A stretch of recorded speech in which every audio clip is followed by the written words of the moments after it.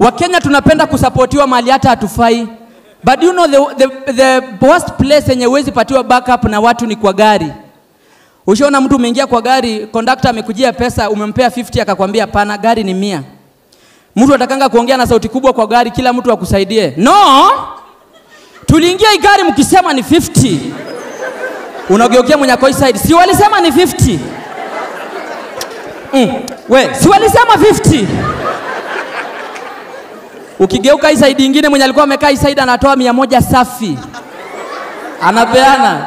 Unashikanga naibu unaingia kwa mfuko ukinungunika. Hii Kenya tungekuwa united, tungekuwa na deni ya China.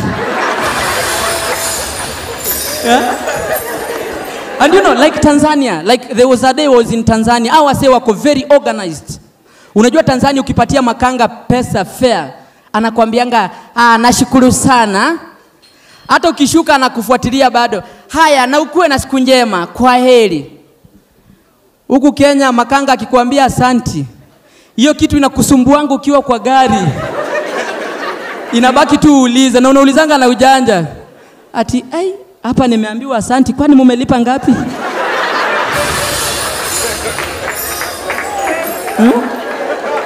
Kwani mumelipa ngapi?